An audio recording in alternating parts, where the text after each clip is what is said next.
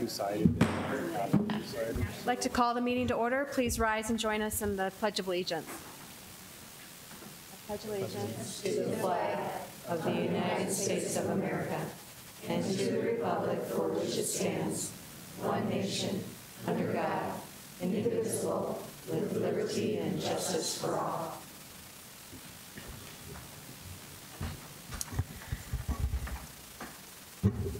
Good evening. As you might be able to see, we are a smaller school board than our usual 5. We're missing both board member Ryder and board member Todd Tolke today. So, but we do have a quorum, so we are able to vote on the items on the agenda. So, all right, with that, can I get an approval of the minutes of meetings held May 29th and June 6th, please? So moved. Second. Any discussion? All those in favor signify by saying aye. Aye. Opposed, same sign. Any persons wishing to address the board, Bev? Oh. Okay, so we have one person wishing to address the board on an agenda item, so we will have that at that time. All right, can I get a motion to approve the agenda, please? So move. Second. Any discussion? All those in favor signify by saying aye. Aye. Aye. Opposed, same sign. All right, Deanne, good news report. Good evening to all.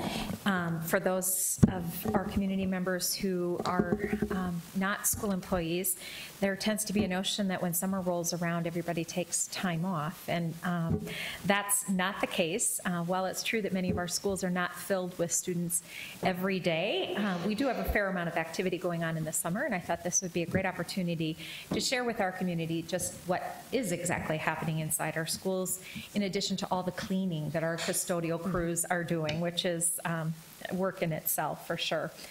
During the last school board meeting, you heard a report about Ready to Start. That's a program for our youngest learners, and they have an opportunity to come in if they've not had a preschool, been in a preschool setting before.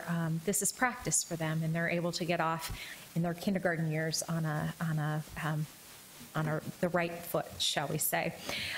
Today, we started Summer Climb, which is now in its 3rd year. This program focuses on math and reading instruction for kindergarten through 2nd grade students that are working to get up to grade level. That program is at Hawthorne, Hayward, and Laura B. Anderson, and we welcomed 300 students to that program today. We have 500 students enrolled in the Summer Kids Inc. program this year. That program is being housed at Susan B. Anthony, Rosa Parks, Oscar Howe, and Pettigrew Elementary Schools, conveniently placed in all different quadrants of our city so that we can provide those experiences for students in those neighborhoods. They spend their days with a mix of both academic enrichment and a lot of fun, taking some various field trips out in the community. So they'll be wearing their Kids Inc. t-shirts when they go on field trips, so if you notice them out and about, there are 500 of them. 60 students started their summer with community education, learning the skills necessary to become super sitters. Those students learn basic babysitting skills, including the very basics of changing diapers, bottle feeding, and then also basic CPR. We do have 12 students in a class. We've had 5 classes so far this summer, and those classes are very popular and fill very quickly. Most of the time, it's older siblings caring for younger siblings. Tomorrow, we are welcoming 154 middle and high school students for the summer band program. That's a program that we took over when the Sioux Falls Parks and Rec Department discontinued the program. We began it last year with a smaller number. This year, we had a goal of 150, and we've reached that goal of 154. They meet at Edison. We draw students from all across the city and other nearby communities as well. Today, we held orientation for students taking in-person and online summer courses.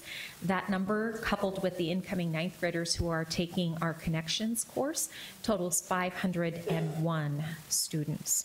One of our most visible programs in the community, Driver's Education, will educate 366 students throughout the summer. They receive 30 hours of classroom instruction and 6 hours of behind-the-wheel instruction, in addition to 6 hours of observing. So you will see our cars out and about. Please give them extra room.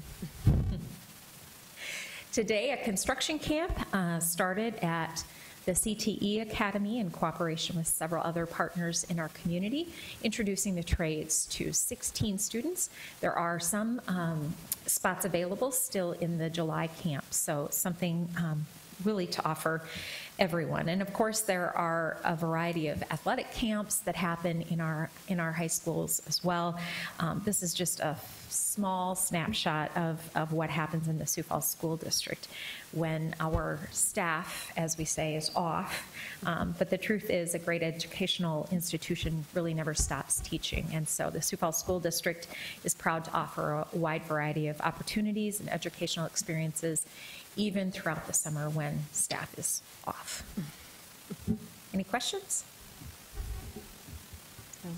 Just thank you to all the staff who helps make these programs run throughout the summer, and obviously the school district becomes a community leader even in the summer for our students, so thank you. Thanks, Dan. Thank you. All right, I didn't see any conflicts of interest. So moving on to the approval of the consent agenda. Can I get a motion and a second, please? So move. Second. All those in favor signify by saying aye. Aye. Aye. Opposed, same sign. All right, moving on to the supplemental consent agenda items, claims to Sanford, items 9A, 1, 2, 3, and 4. Okay, Move approval.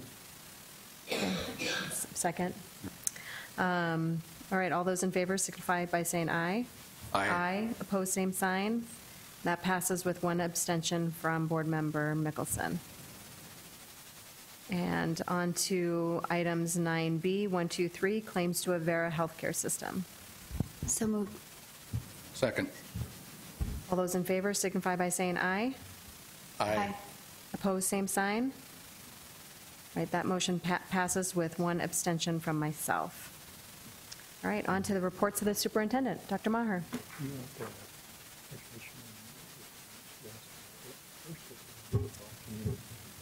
We can do the report first and then, so we'll do the report first and then get community input.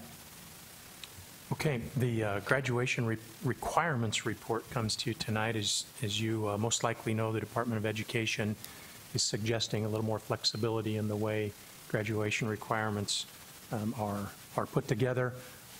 It's time for us to formulate an opinion as a school district on that.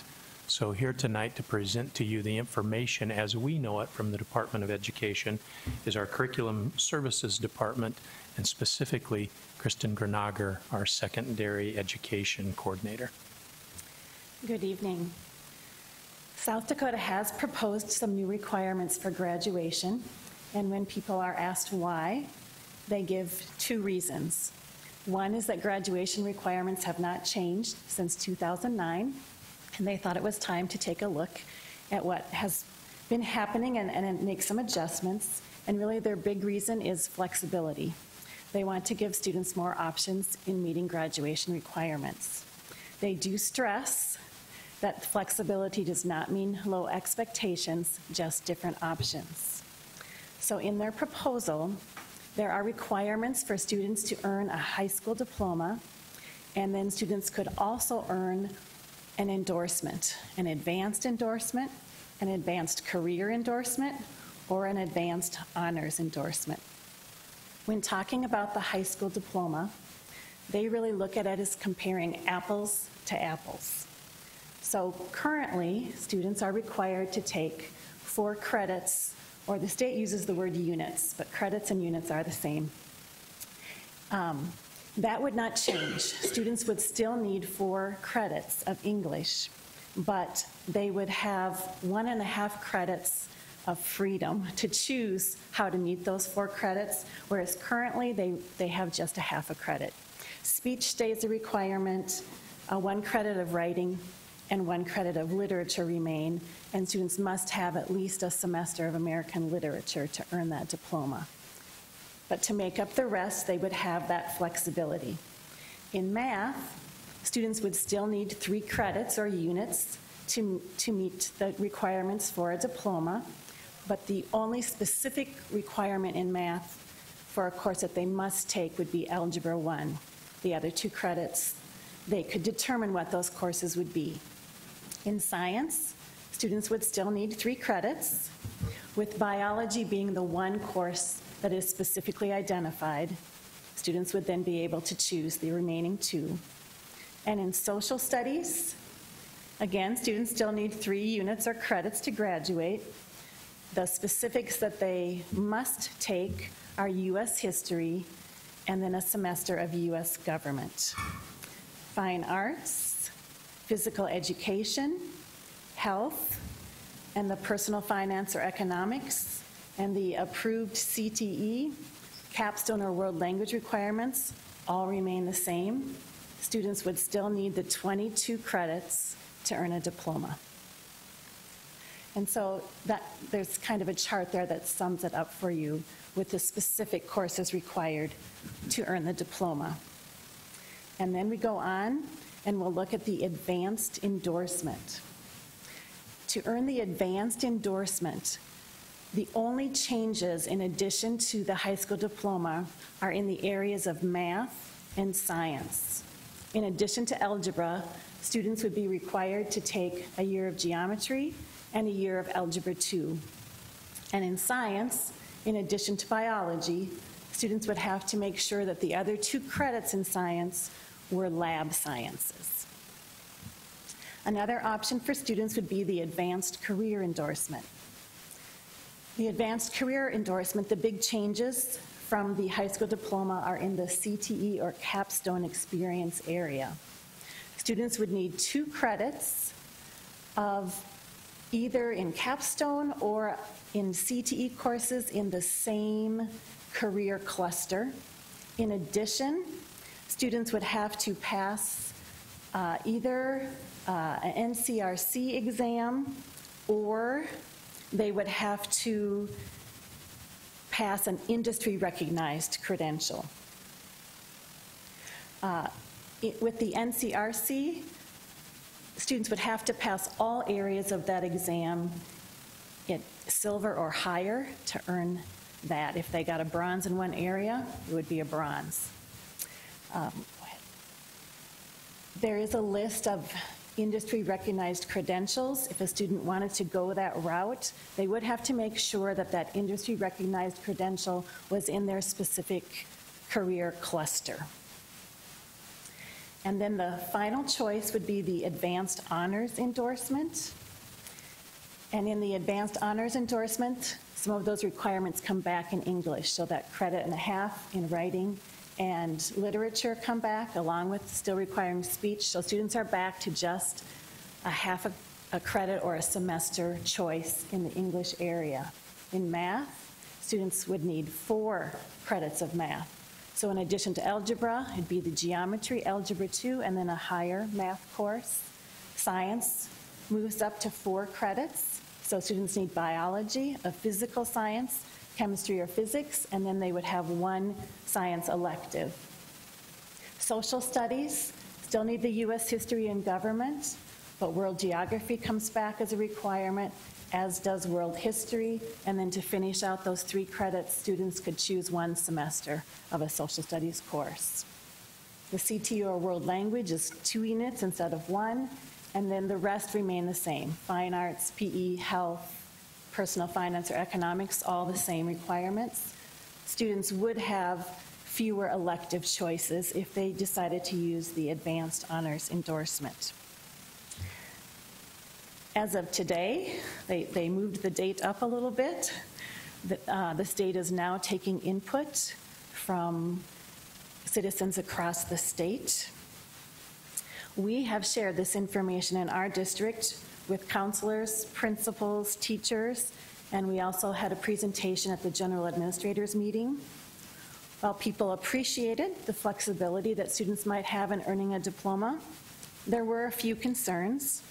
One concern raised was that world history and geography were not required unless students were attempting to achieve the advanced honors endorsement.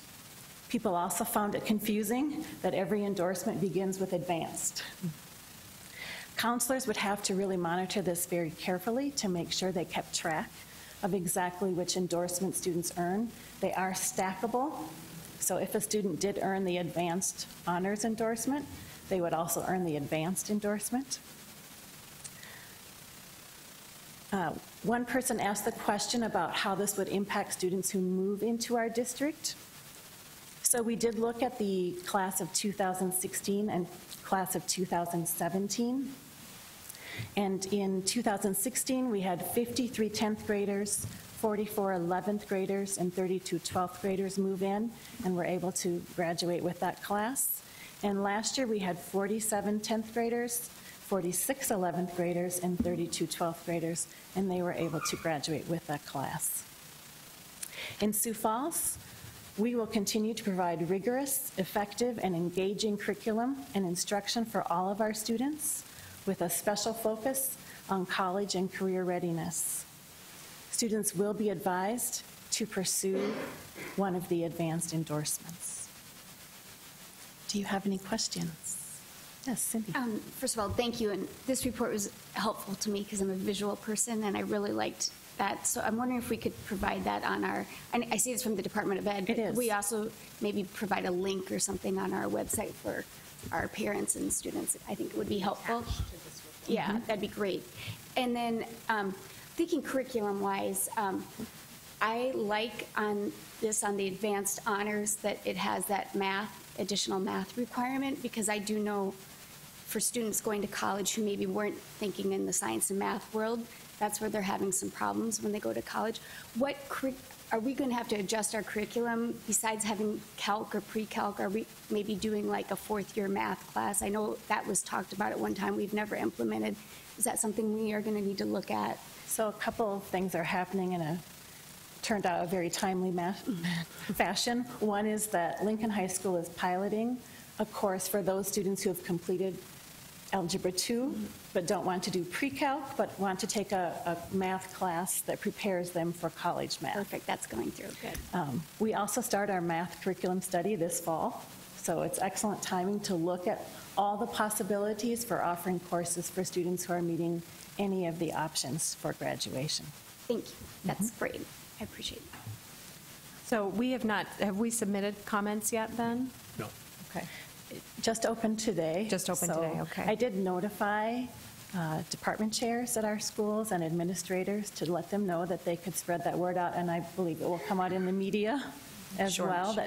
that people can start submitting comments to the state.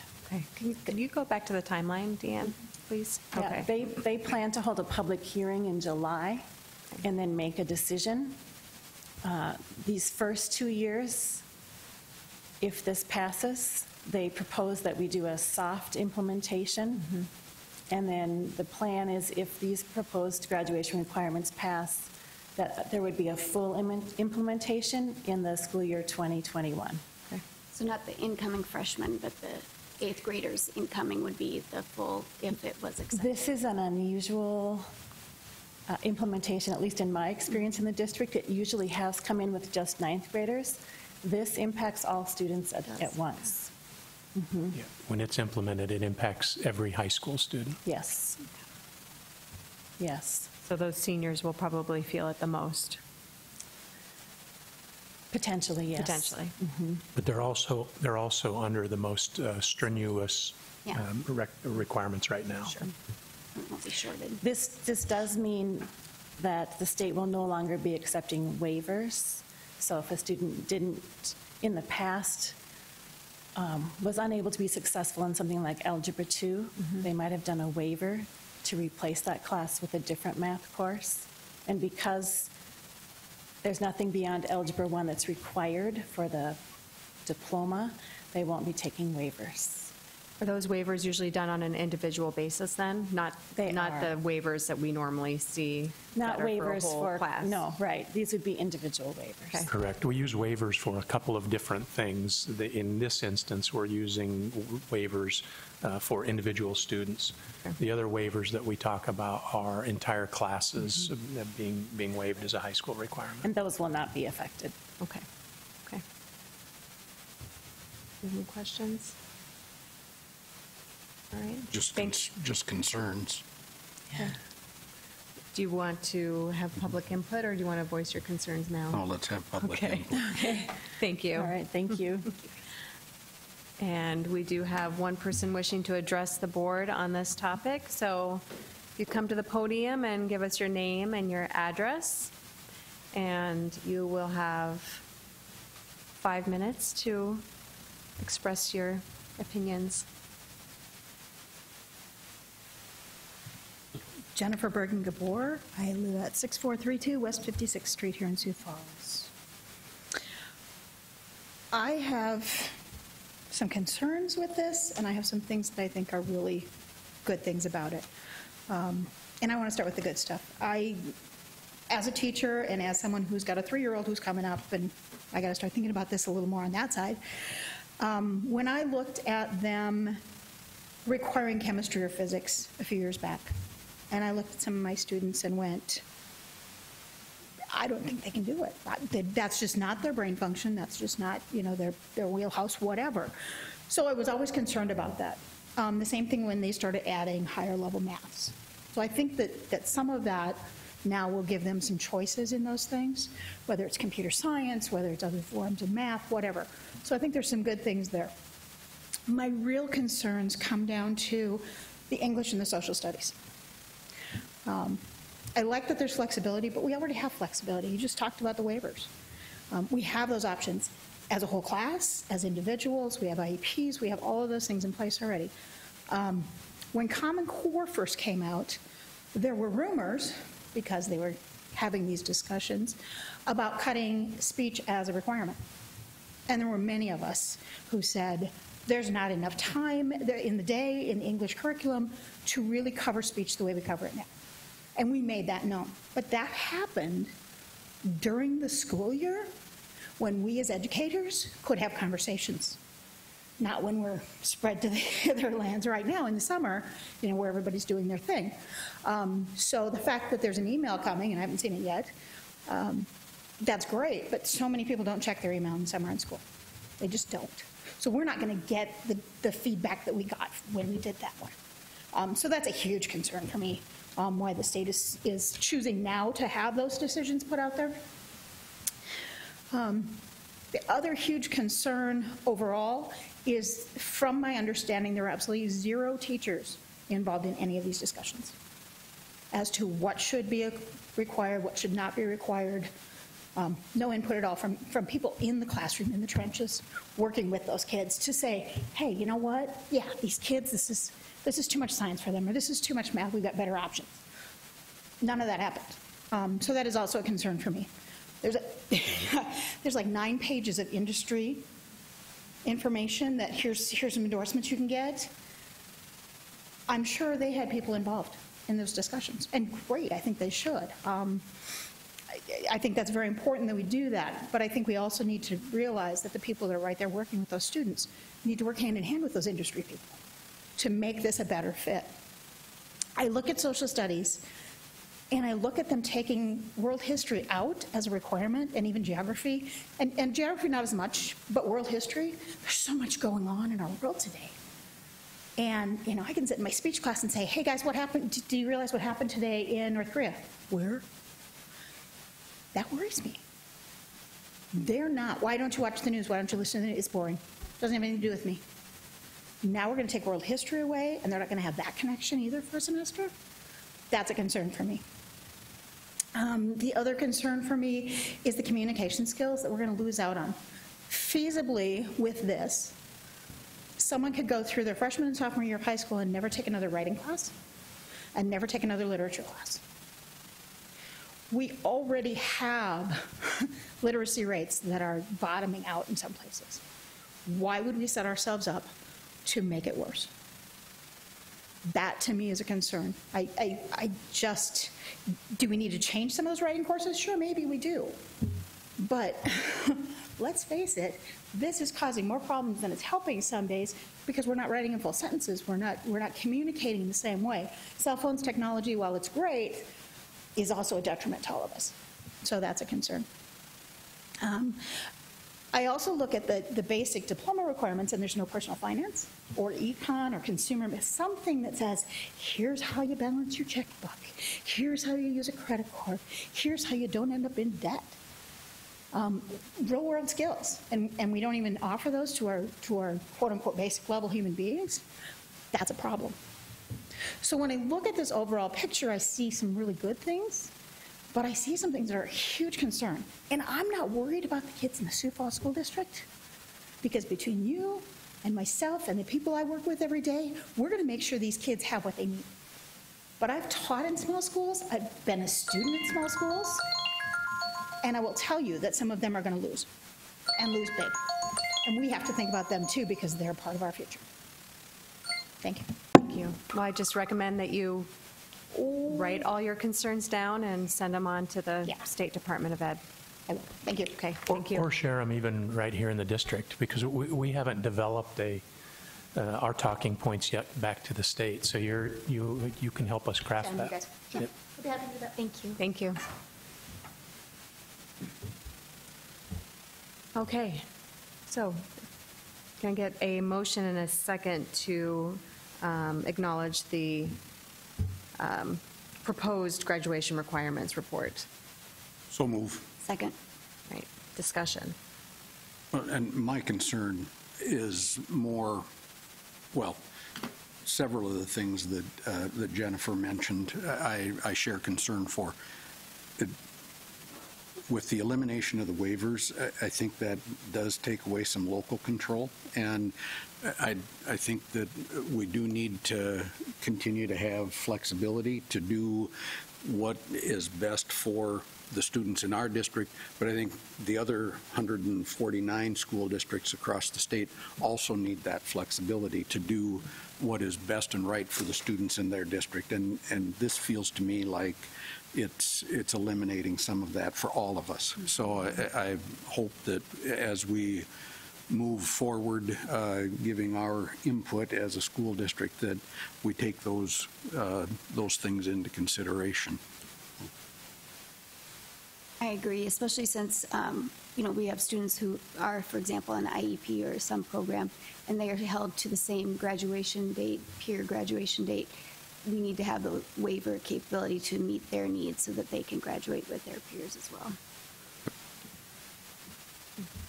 I would echo both of that. I mean, I think that is, you hit it within the local control and just making sure that, I think that gives kids more flexibility to make sure they meet the graduation requirements.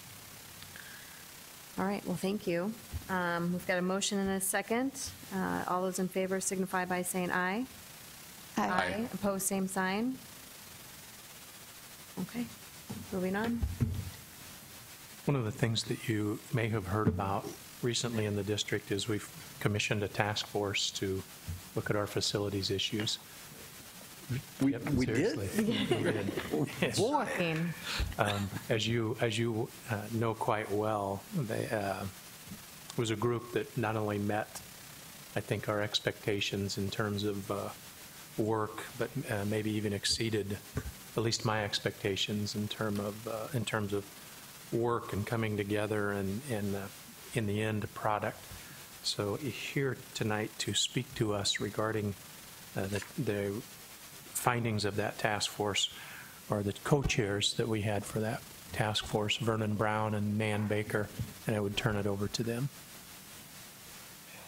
Good afternoon. I don't know that we're making any news today because we have talked about this a lot, but Nan's going to kick it off, and then I'll fill in a few spots. Yeah, sounds good. Well, first of all, thank you for allowing Vernon and I to be co-chairs of this task force. Our jobs were made much easier and simplified because of, number one, the community and teacher listening sessions. Number two, the administration that provided information and data to us. And then our fellow task force members. We had 30 members that were from a diverse backgrounds. A few of them are with us this evening. Thank you for being here. We also had one student from the district, as well as a couple administrators from the city of Sioux Falls. We did work independently of the board and the administration. And so we just, again, want to thank you for allowing us to be part of that process. One of the most important features that we want to bring up tonight in the report that we are presenting to you is that this report largely reflects the desires of the community as a whole through the listening session. So we really took that to heart, and that was important to us. Before we get into the recommendations, I do want to provide a brief framework that we used to construct these recommendations.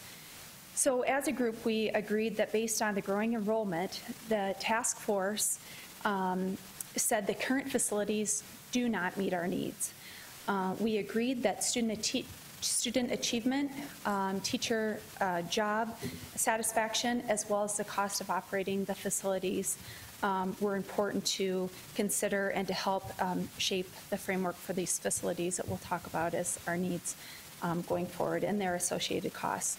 We used a ratio of 24.3 to 1, as well as building populations capped at 600 at the elementary level, 900 at the middle school level, and 1,800 at the high school. We said in order to maintain those numbers and plan for the future, we are hoping tonight that the board would consider the following recommendations. Number one, a new middle school should be constructed on the school district's southeast side by 2021, if possible, or 2022. The school board should use a robust and transparent engagement effort similar to the one the task force used to establish the new school boundaries within the district. Number four, a new high school should be constructed on the school district's northwest side and opened by 2021, if possible, or 2022. Boundaries should be maintained in a north to south manner to provide balanced student populations. And then last on this slide, school board should consider the land gift made by Sanford Health to determine if it is the best place for a new high school. So in total, the amount the board should spend on all of the projects that we considered is $190 million. The resulting bond levy should be partially offset with a reduction in the current capital outlay fund levy. Just for audience perspective, the capital fund outlay is really much like the city's CIP, capital improvement projects. We're taking care of smaller construction projects and maintenance, your school infrastructure, if you will. The combined bond and capital outlay levy should not exceed $3. That will represent a net increase of 13 cents per $1,000 of taxable value. So let's put that into real terms. The approximate annual tax increase on the average home in Sioux Falls, which is worth $185,000, that would be $24 a year or $2 a month. That represents a 1.57% increase, which we think is really a bargain for 3 new buildings and land for future Whittier Middle School, not to mention a host of other important projects that you need to tackle. The next slide represents, we just want to demonstrate and really congratulate the administration and the board on the responsibility you take in tax increases. I want you to look at the far right, that column in red, that's outlined in red. The annual average increase over the years has been less than 1% increase. That's pretty remarkable, given the tasks that you have under the growing conditions you have in our schools. So I think that should make taxpayers feel comfortable about how responsible you have been as a school board. Also, I want to just touch on, too, we did comparisons to us and 10 other nearby school districts. Out of the 11, even with this increase, we're number 10, second to the last in the tax burden for schools. That's pretty remarkable as well. So I think it's a testament to how responsible this board has been.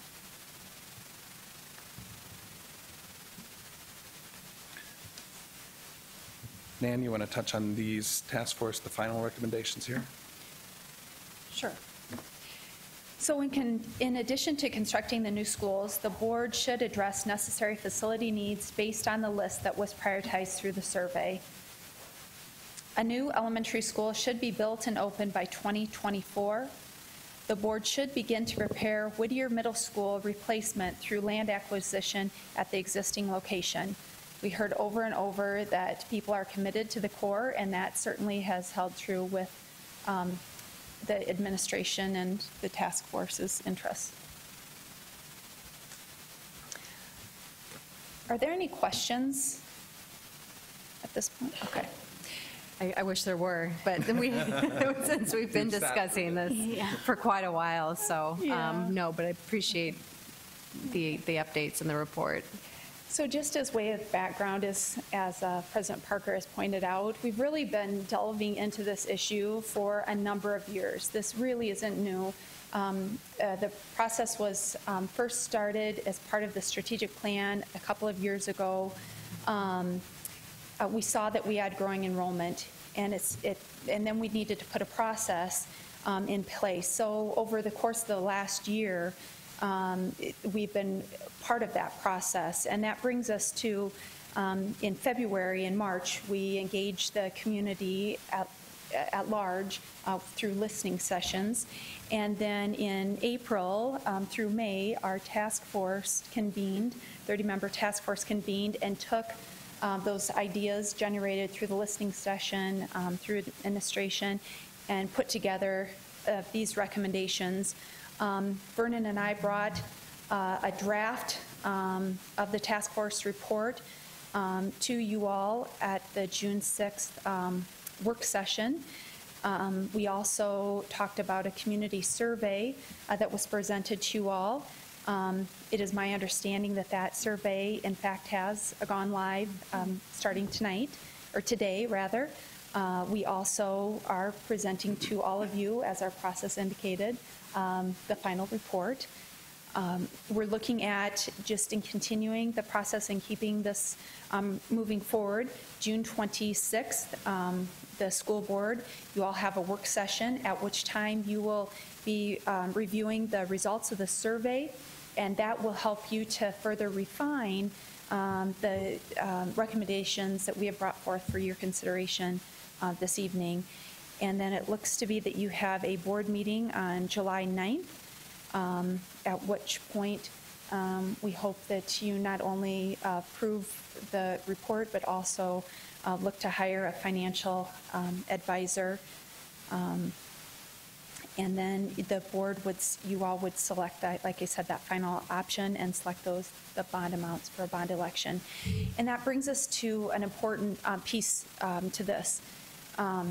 Our understanding is that by state law, you have to have your budget certified by September 30th. So that would mean that we would need to have a special election the beginning of September for this bond vote.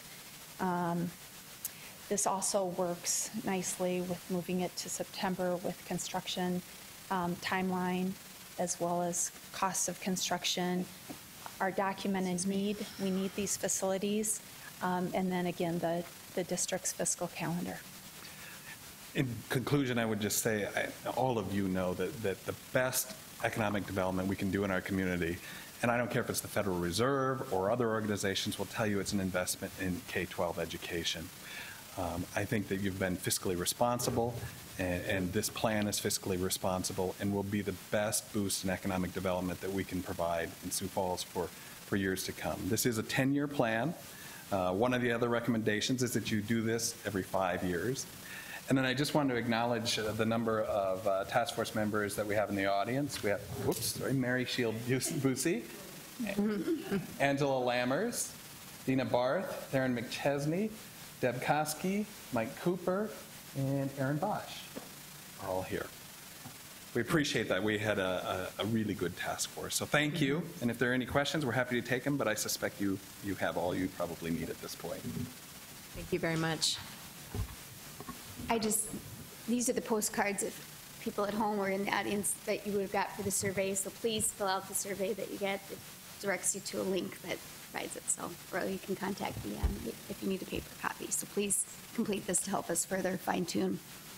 I think if you're like me and you are, you do everything by your phone, I know I've seen it on Facebook, and you can just click on the link.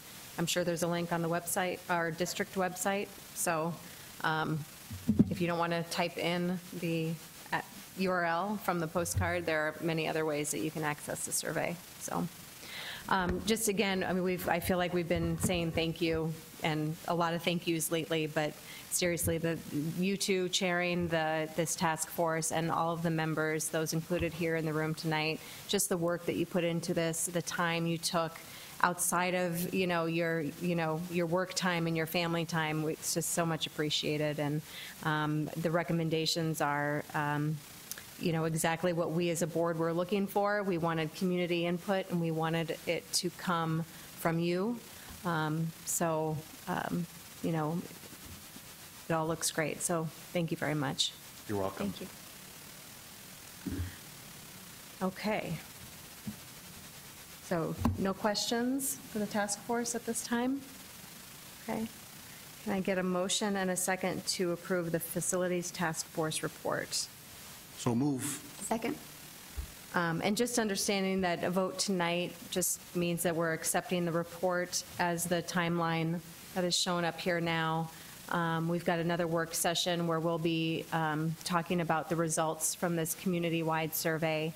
So we've still got a couple more meetings where we'll be able to discuss this topic before we actually make a vote to hold a bond election. So plenty of time for input from the public as well. Any other discussion? I have a comment, Kate. Oh, sure. If you'll, as board members, you're probably thinking, wow, it's really here, because you've been involved in this for a good long time.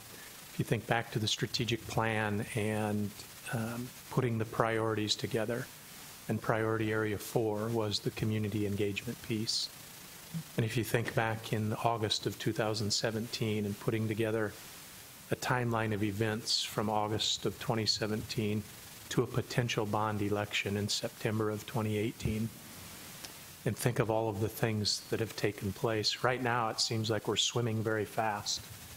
But if we'll back up the truck, we've been doing a lot of work for a good long time. And I think I said to the graduates a week ago on Sunday that I'll bet when they thought back to the day when they were originally knew they were going to be graduates of the 2018, they couldn't project that far forward, but here it is, and here they are. And I would say the same thing to us now. Here it is. The task force has done their work, and now it's time for you to gain that last piece of community involvement and then put together a scope of this project. And so there's a lot of work to be done, but in the next 6 weeks, I'm sure that'll go rather quickly. So well done so far, and I don't have any second guesses on the process so far. Ultimately, we'll have the ultimate act of community engagement in a vote in September, but between now and then, there's still more work to be done. Agreed. Any other discussion? Okay, all those in favor signify by saying aye. Aye. Opposed, same sign. Okay. We are moving into policies. We have 3 review, revise. All of the policies that we're discussing tonight were basically changed or looked at due to recent legislative work. Some of them have effective dates of July 1st, so we wanted to make sure that we got these policies updated. So the 3 that are up for review, revise, State, we've got CGD and its accompanying regulation, State and Federal Programs Administration. We updated legal reference to match the federal law. Policy DIE and its accompanying regulation, Annual Examination of Financial Records. We updated the regulation to comply with changes to state law. And JK and its accompanying regulation, Student Discipline, Suspension, and Expulsion. We updated the matrix consequences with minor updates. So I would move to approve the review revision of the above policies. Second. All right, any discussion? All right, all those in favor signify by saying aye. Aye. Aye, pose same sign. Okay, now we have 4 policies that are up for first reading.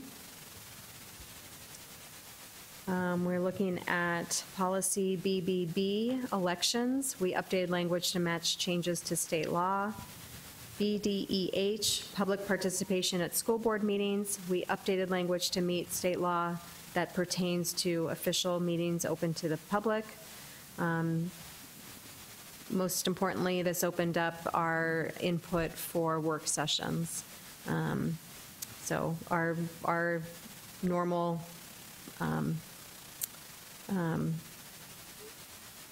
public participation already met the state regulations, but we expanded it to our work sessions. DJ, fiscal management, we updated language to meet state law that pertains to public agency contracts. And IMDB and its accompanying regulation, flag displays and patriotic activities. We updated language to meet state law that pertains to patriotic societies.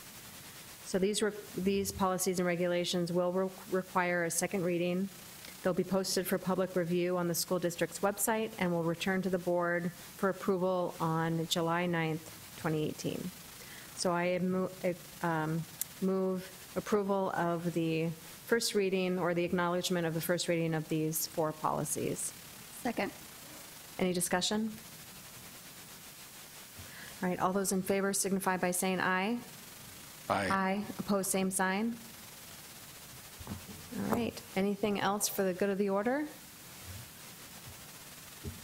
Okay, can I get a motion to adjourn? So moved. All right, we're adjourned. Thank you.